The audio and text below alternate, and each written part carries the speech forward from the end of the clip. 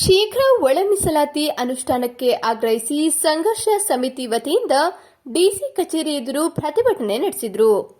ಈ ವೇಳೆ ಪ್ರತಿಭಟನಾಕಾರರು ಮಾತನಾಡಿ, ಕಳೆದ 5 ದಶಕಗಳಿಂದ ದಲಿತ ಸಂಘರ್ಷ ಸಮಿತಿಯಲ್ಲಿ ತಾನು ತೊಡಗಿಕೊಂಡಿದ್ದು ಪರಿಶಿಷ್ಟ ಜಾತಿಗೆ ಒಳ ಮೀಸಲಾತಿ ನೀಡಬೇಕು ಎಂದು ಆಗ್ರಹಿಸಿ ಕಳೆದ 3 ದಶಕಗಳಿಂದ ಹೋರಾಟ ನಡೆಸುತ್ತಿದೆ. ಈ ಹೋರಾಟದಲ್ಲಿ ಪಾಲ್ಗೊಂಡ ಅನೇಕರು ತಮ್ಮ ಜೀವವನ್ನೇ ಕಳೆದುಕೊಂಡಿದ್ದಾರೆ ಎಂದರು. ಒಳ ಮೀಸಲಾತಿ ಅನುಷ್ಠಾನದ ತೀರ್ಮಾನದ ಸ್ವಾತಂತ್ರ್ಯವನ್ನ ರಾಜ್ಯ ಸರ್ಕಾರಕ್ಕೆ ನೀಡಿ ಸುಪ್ರೀಂ ಕೋರ್ಟ್ ನೀಡಿ 1 ತಿಂಗಳು ಕಳೆದರೂ ಈವರೆಗೆ ಆಡಳಿತಾರೂಢ ಕಾಂಗ್ರೆಸ್ ಸರ್ಕಾರ ಒಳ ಮೀಸಲಾತಿ ಜಾರಿ ಬಗ್ಗೆ ಕ್ರಮ ವಹಿಸಿಲ್ಲ. ಬಿಜೆಪಿ ದಲಿತರ ಪಾಲಿಗೆ ಮಾರಕ ಎಂದು ಹೇಳಿಕೊಂಡೇ ಅಧಿಕಾರಕ್ಕೆ ಬಂದಿರುವ ಕಾಂಗ್ರೆಸ್ ದಲಿತರು ಅಭಿವೃದ್ಧಿ ಹೊಂದಿದ್ರೆ ನಮಗೆ ಮತ ಹಾಕುವುದಿಲ್ಲ ಎಂಬ ನಿಟ್ಟಿನಲ್ಲಿ ವೋಟ್ ಬ್ಯಾಂಕ್ ರಾಜಕಾರಣ ಮಾಡುತ್ತಿದೆ ಎಂದು ದೂರಿದರು.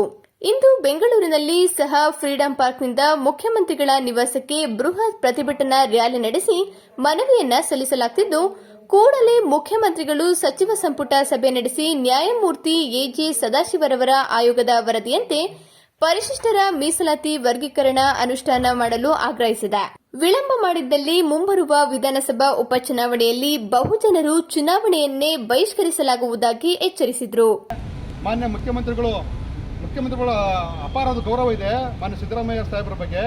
ದಲಿತ ಪರ ಅಂತಾರೆ, ಆದರೆ ತನ್ನ ಈ ಒಂದು ಯೋಚನೆಯನ್ನ ಬರೀ ವೋಟ್ ಬ್ಯಾಂಕ್ ರಾಜಕಾರಣ ಮಾಡ್ತಿದ್ದಾರೆ ಮಾನ್ಯ ಸಿದ್ದರಾಮಯ್ಯ ಸಾಹೇಬರು. ಅವ್ರಿಗೆ ನಿಜವಾಗ್ಲೂ ದಲಿತ ಪರ ಇದ್ರೆ, ಮಾದಿಗರ ಪರ ಇದ್ರೆ, ದಲಿತರ ಪರ ಇದ್ರೆ ಅವರು ಕೂಡಲೇ ಸಚಿವ ಸಂಪುಟ ಕರೆದಿ ಈ ಒಂದು ಏನು ಸುಪ್ರೀಂ ಕೋರ್ಟ್ ಆದೇಶ ಆಗಿದೆ ಅದು ಕೂಡಲೇ ಜಾರಿ ಆಗಬೇಕು ಅಂತ ನಾನು ತಮ್ಮೆಲ್ಲರ ಮೂಲಕ ಏನು ದಲಿತ ಸಂಘರ್ಷ ಸಮಿತಿ